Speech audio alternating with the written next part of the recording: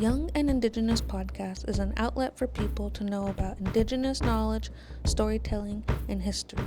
Through our youthful journeys as Indigenous people, through these stories, young people and elders share their experiences with us. Without them, we wouldn't be able to do this. About to tell some red stories. Stay tuned.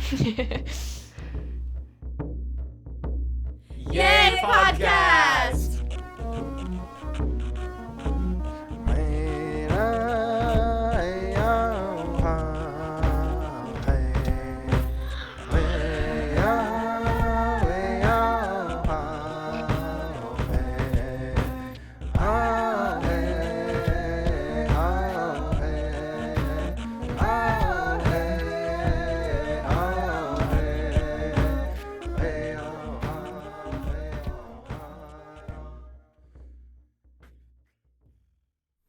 Hello, everybody. Welcome back to another episode of Young and Indigenous. My name is Roy, and today I'm joined by Haley. Wakikia. Amanda or Bakut Bon. Ellie Sinisnet. She's our Ellie-der. Meditation is a tool that can be used as a break. Amanda here is going to walk us through a guided meditation. Amanda, do you want to give us your introduction? Yes. Bakut Bon Suujra. Biditi hot ena eslan. Menti hot ena eslan. Da inta. Hello, how are you? My name is Bakut Bon, or Amanda Frank. Through my mother, I belong to the Caribou clan. I was born in Fairbanks and raised between there and my home village of Minto, a lower Tanana Athabascan village in the heart of Alaska. Bakut Bon means her mother's foot, loosely translated, in Benti Ganaga or lower Tanana Athabascan. Elders gave me that name because I was a mischief kid, and I ran and walked everywhere on my tippy toes.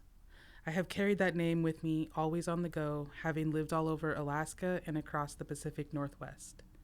I studied at South Puget Sound Community College and the Evergreen State College in Olympia, and furthered my education at the Institute of American Indian Arts based in Santa Fe, New Mexico.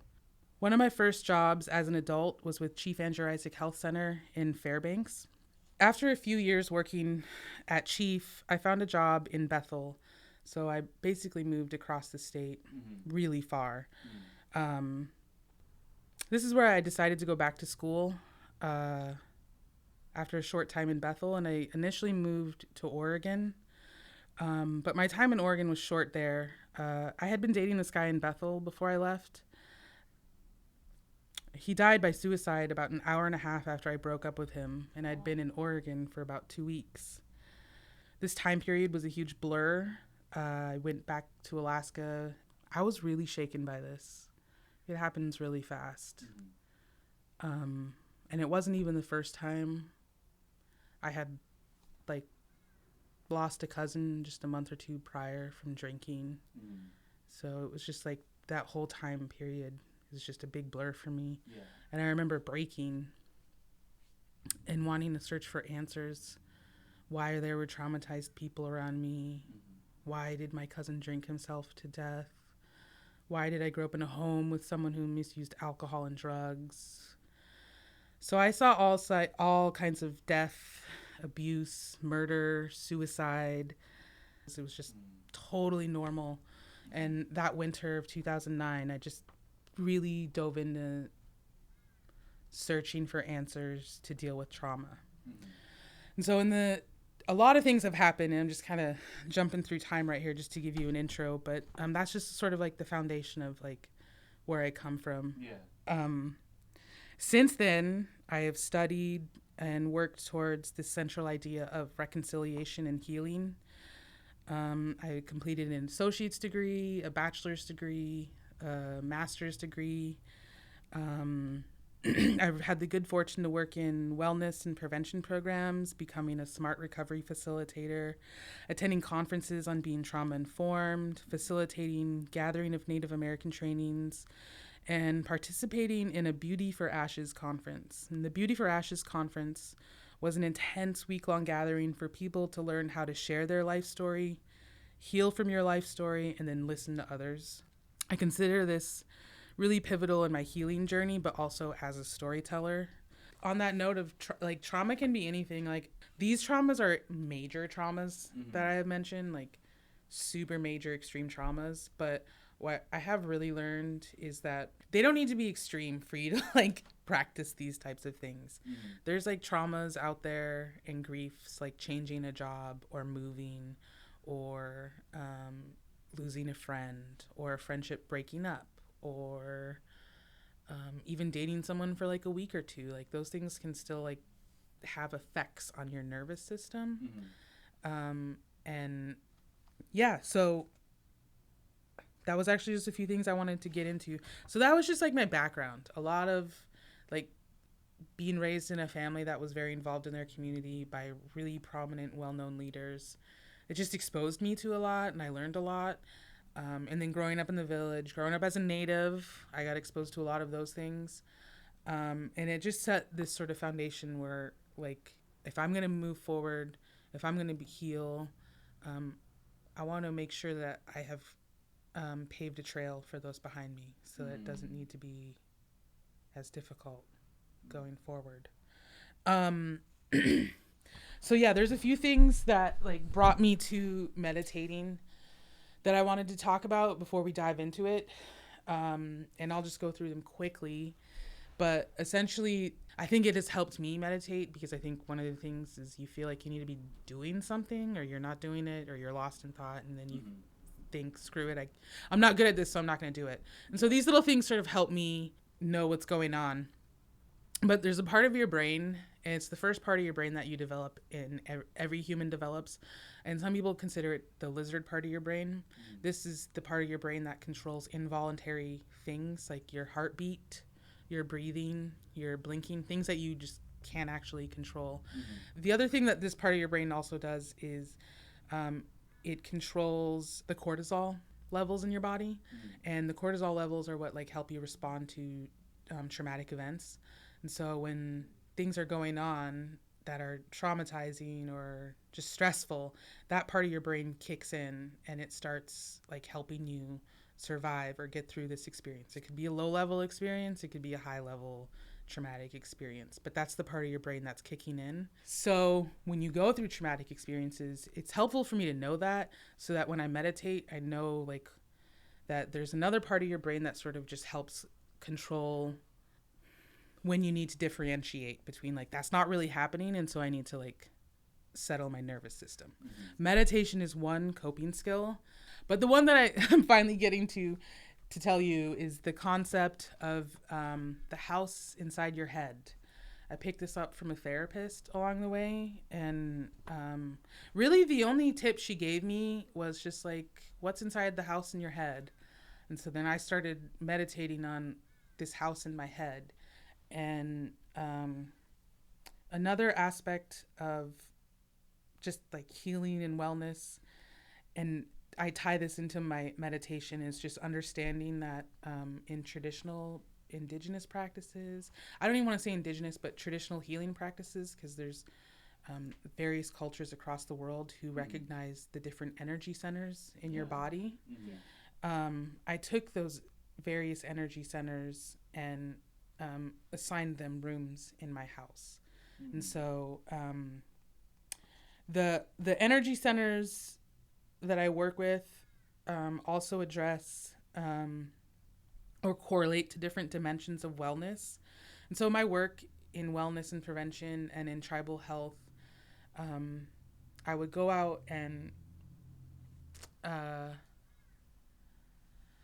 try to share this knowledge with people. And one of the things in wellness and prevention that many professionals follow is these dimensions of wellness, the 8 dimensions of wellness, which are emotional, spiritual, intellectual, physical, environmental, financial, occupational, and social. There's all sorts of thoughts on this. There's indigenous thoughts on this, that this isn't exactly it, but for the purposes of today and just sort of my general approach, I just taken it and I just take the general one and apply it to whatever else I know. So these dimensions of wellness show up in my house as different rooms. And I'll just run you through the rooms in my house just to share, to give you an idea, to help you start. But I really want you to know when I walk you through this, that this is going to be this is your head, this is your house, this is your rooms. But the rooms that I have are my professional educational room, my room with ancestors, my room with my family and friends, a room to clear out bad energy, like a laundry room, you know, a bathing room, a sleep recovery restroom, and then like a food or a kitchen. And then sometimes when I'm really feeling like I need to clean out my energy, I envision myself cleaning off the energy even before I enter this house in, what do you call that? Like a mud room, or we call them Arctic entryways up in Alaska, but you know, the rooms where you take off all your outdoor gear before you come in. So that's the explanation of the house meditation. I know I just dumped a bunch of concepts of wellness and prevention and trauma, grief, and recovery. I just want to do a quick overview of those things so you kind of understand what's going on, and then I'm going to walk us through the quick sort of meditation. But now let me start the timer real quick. Are we good on the recording and stuff? Yeah.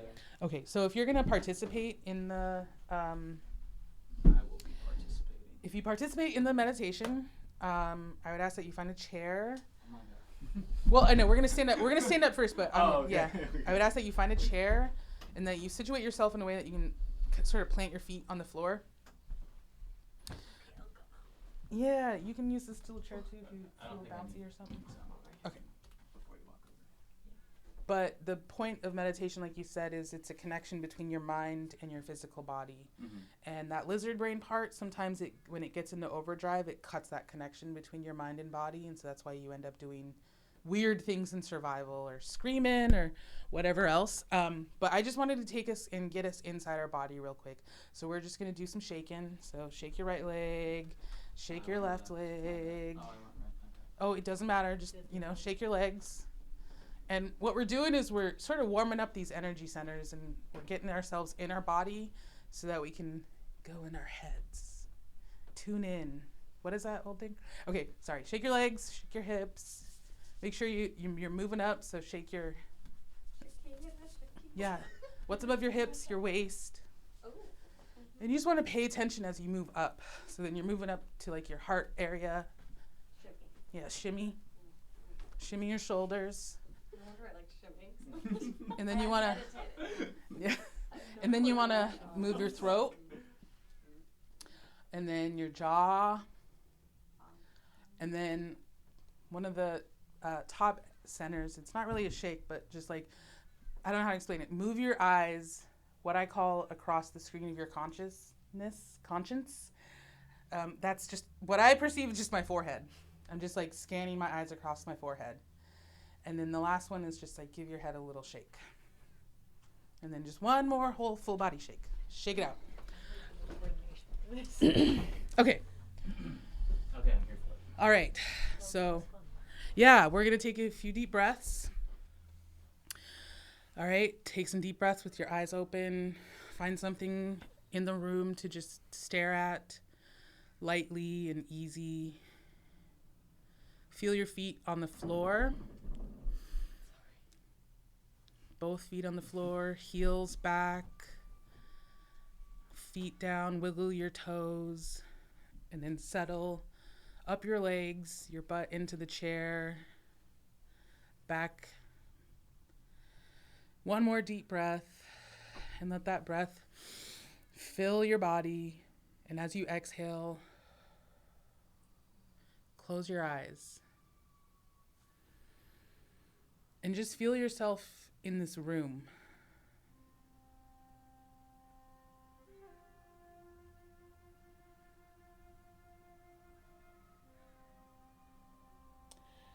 And as you feel yourself in this room, just take note of the building that you're in, because then we're going to start moving. So right now we're in this room. We're taking breaths as they feel natural to us. Breathing in and out. And we're moving through this building. And from this building, We're going to move up in the air as if you're just sort of traveling around. And this is just sort of where we're going to diverge in our paths. So everyone listening, you should be up in the air, you should be floating. You can see yourself where you're at, wherever you are. And then I want you to travel to the house inside your head. And right now we're just looking at that house. Observe the outside of that house. What does it look like to you?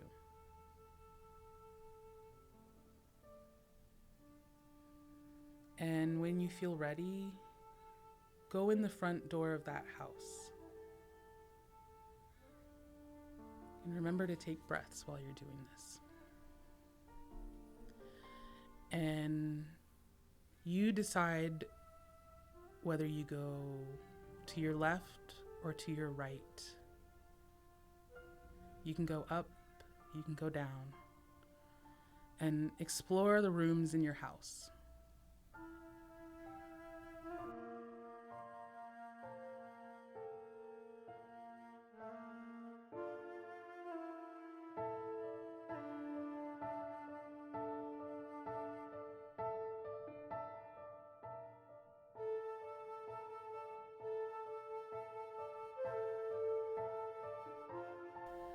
For me,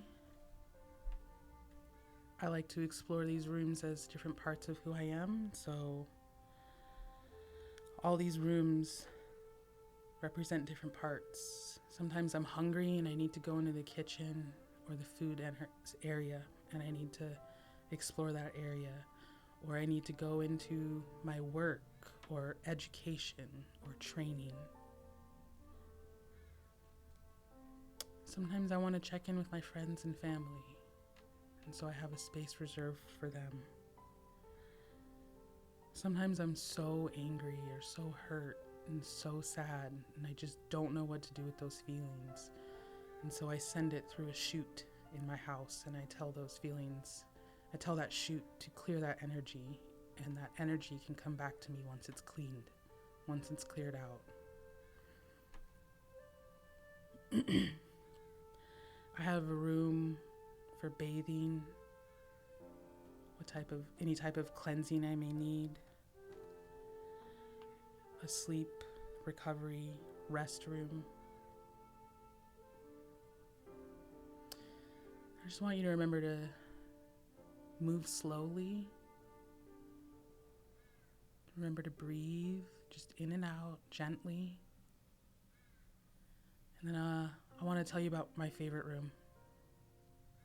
When there's nothing left in this world and I don't know what to do, I turn and I walk into what I now call my room full of ancestors. And I just let those ancestors hug me, love me up. I cry into them. I bring to them what I need because sometimes I just don't have answers for my worldly problems, and I know that my ancestors can guide me.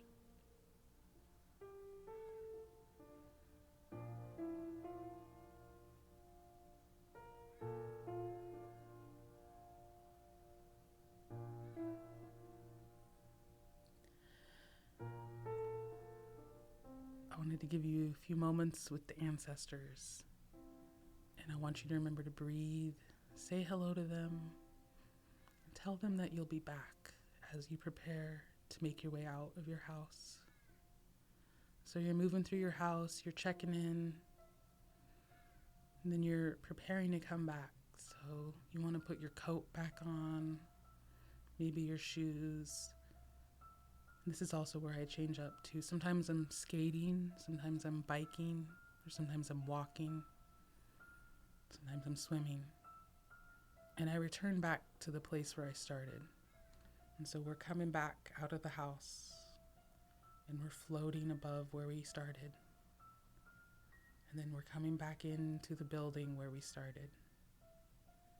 And then we're coming back into the room and we're going to wiggle our toes. We're going to move our legs. We're going to take a deep breath and fill our stomachs.